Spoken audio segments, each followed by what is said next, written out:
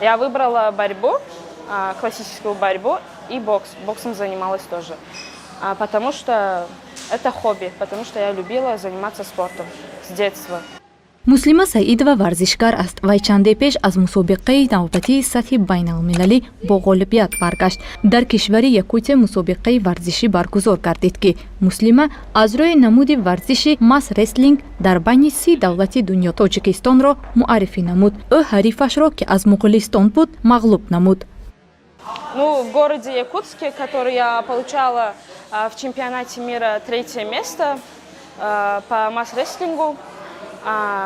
Еще в городе Чебоксары 1-е место. Я стала чемпионом мира среди студентов. Потом еще в Рязани была, дзюдо тоже на соревнования ездила от имени Таджикистана.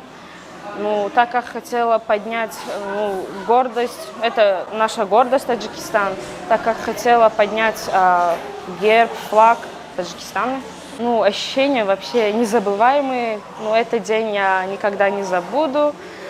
Это самый хороший и незабываемый день для меня, и для моих родных. муслима саидова сокини шаҳри хуҷанд буда шура аз соли 2019 ки он замон 15 сол дошт ба таври касбӣ машқу тамринро оғоз намуд. дар ин ҷода устоди аввалинаш падараш маҳсуб меёбад.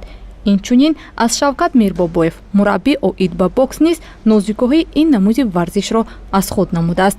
муслима донишҷӯи соли якуми донишгоҳи давлатии тиббии шаҳри Бошқирғистони Федератсияи Россия мебошад. вақте бозгашт ба Хуҷанд ҳамешагӣ ба назди устодаш омада аз машқу тамрин дур намешавад. ман хеле хурсанд ҳастам ки шогирди ман дар арсаи байналмилалӣ ҷои намоёнро ишғол кард.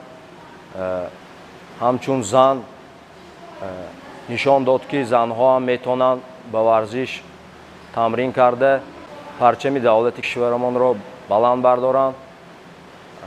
ин хеле осон набуд ки ӯ аз синни 15-16 солагӣ тамринро сар карда дар муддати кӯтоҳ дар арсаи байналмилалӣ ҷои намоёнро ишғол намуд.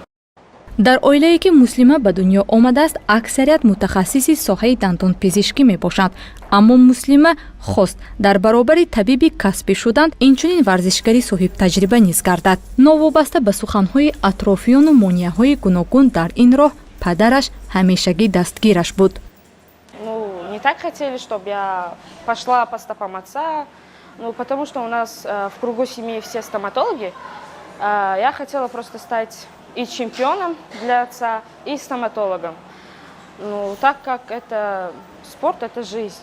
Нужно заниматься спортом всегда, каждый день, по утрам бегать.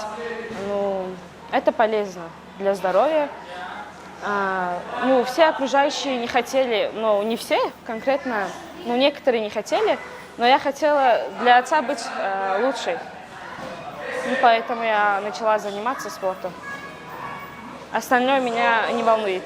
шавқи беандоза, машқу тамрини пайваста, раҳнамоии падар боис гардид ки муслима борҳо парчами Тоҷикистонро дар мусобиқаҳои сатҳи байналмилалӣ боло бардорад. соҳиби даҳҳо медалу ифтихорнома ва ҷом гардидааст. дар оянда нақша дорад. пас аз хатми донишгоҳ ба ватан баргашта фаъолияташро ҳам дар соҳаи беҳдошти саломатии аҳолӣ ва инчунин рушди варзиш низ идома диҳад.